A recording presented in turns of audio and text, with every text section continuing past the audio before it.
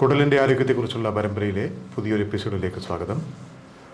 നമ്മൾ സംസാരിച്ചുകൊണ്ടിരിക്കുന്നത് കുടലിൻ്റെ ആരോഗ്യവും കുടലിനുള്ളിൽ ജീവിക്കുന്ന സൂക്ഷ്മജീവികളും തമ്മിലുള്ള ബന്ധത്തെക്കുറിച്ചാണ്. അപ്പോൾ ഈ പ്രപഞ്ചത്തിൽ ഉള്ള ഒരുപാട് ചെറിയ ചെറിയ സൂക്ഷ്മജീവികളെ പോലെ, മൈക്രോബ്സ് എന്ന് പറയുന്ന ജീവികളെ പോലെ നമ്മുടെ കുടലിനുള്ളിലും ധാരാളം ഈ സൂക്ഷ്മജീവികളുണ്ട്. ഈ സൂക്ഷ്മജീവികളാണ് കുടലിൻ്റെ ആരോഗ്യത്തെ പ്രധാനമായിട്ടും നിർണ്ണയിക്കുന്ന ഘടകങ്ങൾ. ഇന്ന് നമ്മൾ സംസാരിക്കുന്നത് ഏതൊക്കെയാണ് ഈ സൂക്ഷ്മജീവികൾ, അവരുടെ പ്രത്യേകതകൾ എന്തൊക്കെയാണ് എന്ന വിഷയത്തെക്കുറിച്ചാണ്. ഗ്യാസ്ട്രോൻട്രോളജിസ്റ്റായ ഗുപ്ത നമ്മുടെ സംശയങ്ങൾക്ക് മറുപടി പറയുന്നു. ഡോക്ടർ ഗുപ്ത, സ്വാഗതം. ഗുപ്ത, നമ്മൾ ഈ നമ്മുടെ കഥയിലെ യഥാർത്ഥ നായകന്മാർ ഇതുവരെ നമ്മൾ സംസാരിച്ചില്ലെന്നുള്ളതാണ്. തീർച്ചയായിട്ടും. അപ്പോൾ സൂക്ഷ്മജീവികളാണ്, കുടലിനുള്ളിലെ സൂക്ഷ്മജീവികളാണ് നമ്മുടെ ഈ കഥയിലെ പ്രധാന കഥാപാത്രങ്ങൾ. എന്താണ് ഇവരെക്കുറിച്ച് പറയാനുള്ളത്? പണ്ടാരോ പറഞ്ഞ ഒരു കഥയുണ്ട്, അല്ല ഏതോ സിനിമയിൽ വന്ന ഒരു ഇത്, താൻ ആരെന്ന് തനിക്കറിയില്ലെങ്കിൽ ഞാൻ തനിക്ക് പറഞ്ഞുതരാം, അങ്ങനെ കൊണ്ടാണെന്ന് തോന്നുന്നു. ഞാൻ ആര്, ഹുവാമൈ എന്നൊരു ചോദ്യം ചോദിച്ചു കഴിഞ്ഞാൽ മനുഷ്യൻ്റെ അഹന്ത കൊണ്ട് മനുഷ്യൻ പറയുമായിരിക്കും, ഞാനാണ് ഈ സാമ്രാജ്യം, ഈ ലോകത്തെ നിയന്ത്രിക്കുന്നതെന്ന്. എന്നാൽ ഞാൻ വളരെ വിനീതമായി പറയുന്നു, നിങ്ങളുടെ ശരീരത്തിൽ ഉള്ള കോശങ്ങൾ, കോടാനുകോടി കോശങ്ങളുണ്ട്.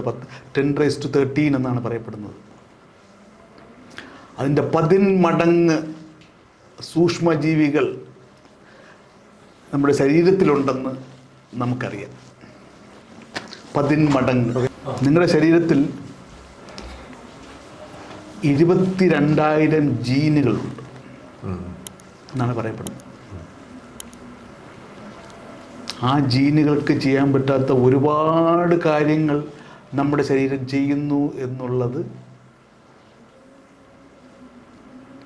ജീൻ മാപ്പിംഗ് കഴിഞ്ഞപ്പോൾ നമുക്ക് മനസ്സിലായി. അവയൊക്കെ ആരാ ചെയ്യുന്നത്? കുഞ്ഞന്മാർ. ആ കുഞ്ഞന്മാരുടെ ജീനിൻ്റെ നമ്പർ എത്രയാണ്? 3 മില്യൺ, 30 ലക്ഷം. നിങ്ങളുടെ ശരീരത്തിലുള്ള ജീൻ എത്രയാണ്? 22,000. അതിൻ്റെ എത്രയോ മടങ്ങ് ജീന് ഈ കുഞ്ഞന്മാർ നിങ്ങൾക്ക് വേണ്ടി ജോലി ചെയ്യുന്നുണ്ട്. അപ്പം ഞാൻ എൻ്റെ സൂക്ഷ്മജീവികളാണ് എന്ന് പറയേണ്ടി വരും. ഞാനാണ്, നിങ്ങളൊന്നുമല്ല, ഞാൻ എൻ്റെ സൂക്ഷ്മജീവികളാണ്. അപ്പം അതാണ് ഞാൻ. ഈ സൂക്ഷ്മജീവികൾ നമ്മൾ എങ്ങനെയാണ് മനസ്സിലാക്കിയത്? അതും ഒരു ഇൻട്രസ്റ്റിംഗ് സ്റ്റോറിയാണ്. പണ്ട് നമ്മുടെ കോപ്പർനിക്കസ് ആണ് ആദ്യം മനുഷ്യന് അടി കൊടുത്തത്. എന്താണ് അദ്ദേഹം പറഞ്ഞത്? ദാ ഇവിടെ ഒരുപാട് നക്ഷത്രങ്ങളുണ്ട്, സൗരയൂഥങ്ങളുണ്ട്. അദ്ദേഹം ഒരു ടെലസ്കോപ്പുമായിട്ട് കണ്ടുപിടിച്ചു. എന്നിട്ട് അദ്ദേഹം ഒരു കാര്യം കൂടെ പറഞ്ഞു, നിങ്ങളല്ല ഇതിൻ്റെ മധ്യത്തിൽ, നിങ്ങൾ ഏതോ ഒരു സൈഡിൽ ഒരു വക്ക് ചേർന്ന് നിൽക്കുന്നു. നിങ്ങൾ ആരെയും നിയന്ത്രിക്കുന്നില്ല, എവരാ നിയന്ത്രിക്കുന്നു. അത് കോപ്പർനിക്കസ്, അതാണ് ആദ്യം കിട്ടിയ അടി. അത് കഴിഞ്ഞ് 17-ാം നൂറ്റാണ്ടായപ്പോഴത്തേക്കും HMS ബീഗിൾ എന്ന് പറഞ്ഞൊരു കപ്പലുമായി ഡാർവിൻ ലോകം ചുറ്റി വന്ന് 1734-36 ഒരു വേനൽക്കാലത്ത് തൻ്റെ ഡയറിയുമായിട്ടിരുന്ന് എഴുതി, ഐ തിങ്ക്, എന്നിട്ടൊരു സംഭവം വരച്ചു. പുള്ളി പറഞ്ഞു, നിങ്ങൾ ഇവരിൽ ഒരാളാണ്. ഇവിടെ ഒരുപാട് സംഭവങ്ങളുണ്ട്, അനിമൽസ് ഉണ്ട്. പുള്ളിക്ക് പക്ഷേ സൂക്ഷ്മജീവിയെ കുറിച്ച് അറിയില്ലായിരുന്നു. പുള്ളി പറഞ്ഞു, പ്ലാന്റ്സ് ഉണ്ട്, അനിമൽസ് ഉണ്ട്, കാണുന്ന ഒരുപാട് സാധനങ്ങളുണ്ട്, അതിലൊരെണ്ണം നിങ്ങൾ. വീണ്ടും 2ാമത്തെ അടിയായിരുന്നു. 3ാമത്തെ അടി കിട്ടുന്നത് ഇത് കഴിഞ്ഞ് ഒരു 1700 തുടക്കത്തിലൊക്കെ ഗലീലിയോ വീണ്ടും ടെലസ്കോപ്പിന് മുകളിലേക്ക് വയ്ക്കുന്ന ടെലസ്കോപ്പിനെ ഗലീലിയോ ഒന്ന് താഴോട്ടൊന്ന് പിടിച്ചു നോക്കി. അപ്പോൾ അവിടെ എന്തൊക്കെയോ കണ്ടു. ഗലീലിയോ പറഞ്ഞത് എന്തൊക്കെയോ കാണുന്നത്, എനിക്ക് പക്ഷേ അതിനകത്ത് ഇൻട്രസ്റ്റ് ഇല്ല, ഞാൻ പോകണം. അത് കഴിഞ്ഞ് വീണ്ടും ഒരു 50 വർഷം കഴിഞ്ഞിട്ട് ഒരു ടെക്സ്റ്റൈൽ ഇൻഡസ്ട്രി ചെയ്യുന്ന ഒരു മനുഷ്യൻ, നെതർലാൻഡ് ഡെൽഫ് എന്ന സ്ഥലത്ത് ടെക്സ്റ്റൈൽ പുള്ളി കച്ചവടമാണ്. പക്ഷേ പുള്ളി കച്ചവടത്തിൻ്റെ ക്വാളിറ്റി നോക്കുന്നത് കുറച്ച് ലെൻസുകളുണ്ട് പുള്ളിയുടെ കയ്യിൽ. ഇത് നല്ലതാണോ ചീത്തയാണോ? പുള്ളി ഒരു ദിവസം ഈ ലെൻസ് എടുത്ത് സ്വന്തം വായിൽ വെച്ച് എന്തൊക്കെയോ വിരിവിരാ മൂവ് ചെയ്യുന്നു. പുള്ളി അത്ഭുതപ്പെട്ടു പോയി. പുള്ളി പറഞ്ഞു, എൻ്റെ ജീവിതത്തിൽ ഞാൻ കണ്ടിട്ടുള്ള ഏറ്റവും സുന്ദരമായ നിമിഷം ഇതാണെന്ന്. ഇതാണ് പുള്ളിയുടെ dialogue. This is the most beautiful time of my life. I am seeing something. അതിന് പുള്ളി കുറിച്ച പേരാണ് അനിമൽ ക്യൂൾസ്. പുള്ളി വായിൽ നോക്കി, പുള്ളിയുടെ മലത്തിൽ നോക്കി, അടുത്ത് കണ്ട പുഴയിൽ നോക്കി, ചീഞ്ഞ വെള്ളത്തിൽ നോക്കി, ഇവിടെ എല്ലാം പുള്ളി എന്തോ സാധനം കണ്ടു. പുള്ളി ആ സമയത്തുള്ള ശാസ്ത്രജ്ഞന്മാരുടെ അടുത്തൊക്കെ പറഞ്ഞു, അല്ലെങ്കിൽ അന്നത്തെ ഏറ്റവും വലിയ സയൻസ് ബോഡി എന്ന് പറയുന്നത്, ശാസ്ത്രീയ പിന്നെ സയൻസ് കൈകാര്യം ചെയ്യുന്ന ബോഡി എന്ന് വെച്ച് കഴിഞ്ഞാൽ ഇംഗ്ലണ്ടിലുള്ള പിന്നെ റോയൽ കോളേജാണ്. റോയൽ കോളേജിലൊക്കെ പോയി പുള്ളി ഒരു ലെറ്റർ കണ്ടൊക്കെ എഴുതി, ഞാൻ അത് എന്തൊക്കെ കാണുന്നു, നിങ്ങളെല്ലാം കൂടെ ഒന്ന് നോക്കി കണ്ടുപിടിക്കുമോ. പുള്ളി അവർ പറഞ്ഞു, നിങ്ങൾക്ക് വട്ടാണെന്നോ. പക്ഷേ ആ പുള്ളിയാണ് ആദ്യമായിട്ട് മൈക്രോബ്സ്, നമ്മളെ സൂക്ഷ്മ നയനങ്ങൾ കൊണ്ട് കാണാൻ പറ്റാത്ത കുറേ സാധനങ്ങൾ നമുക്ക് ചുറ്റും ഉണ്ട്, നമുക്കുള്ളിലുമുണ്ട് എന്ന് ആദ്യമായി പറയുന്നത്. പുള്ളിയുടെ പേര് ആൻ്റണി വാൻ ലെവൻഹോക്ക്. സുവർണ ലിപികളിൽ എഴുതിയിടേണ്ടതാണ്. പുള്ളിക്ക് ഒരു നോബൽ പ്രൈസും കിട്ടിയില്ല.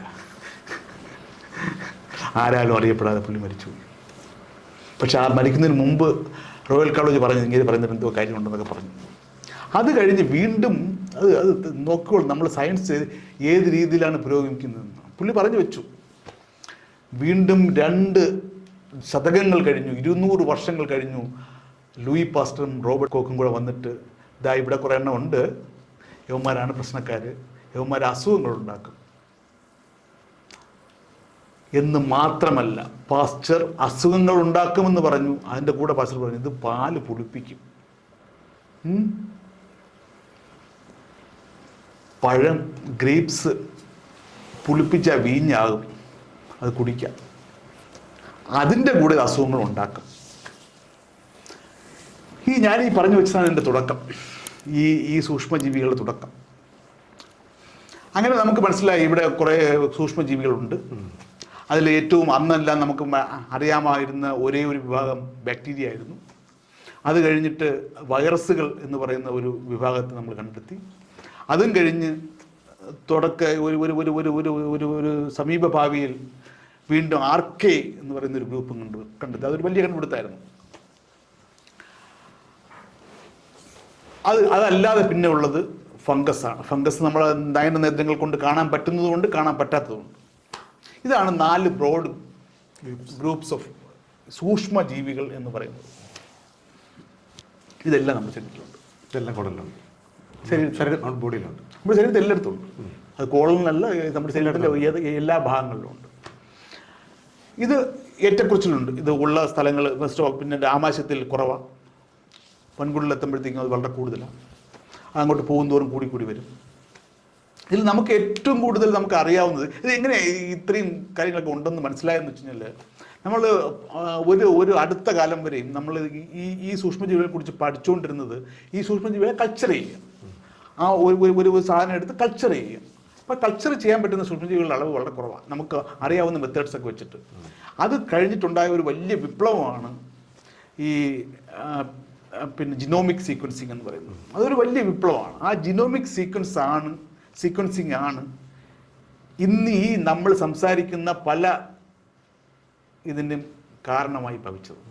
ജിനോമിക് സീക്വൻസിങ് ആണ്. അതുകൊണ്ടാണ് നമുക്ക് യവന്മാരിവിടെ ഉണ്ട് എന്നും അത് എവിടെ ഉണ്ടെന്നും അത് ഏത് ക്വാണ്ടിറ്റിയിലുണ്ടെന്നും അത് എത്ര രീതിയിലുണ്ടെന്നും അസുഖങ്ങളുള്ളവരിൽ അതിന് വ്യത്യാസമുണ്ടോ എന്നും അസുഖമില്ലാത്തവരിൽ അതിനെന്തെങ്കിലും വ്യത്യാസമുണ്ടോ എന്നും ഇതെല്ലാ പഠനങ്ങളും സാധിപ്പിച്ചെടുത്ത ഒരു പഠന രീതിയാണ് ഈ ജീനോം സീക്വൻസ് ചെയ്യുന്ന രീതി. പല മെത്തേഡ്സ് ഉണ്ട്, അതിനെക്കുറിച്ച് ഞാൻ പറയുന്നില്ല. ജീനോം സീക്വൻസിങ് എന്ന് പറയുന്നത് അതുകൊണ്ടാണ് നമുക്കിത് മനസ്സിലാക്കാൻ പറ്റിയത്.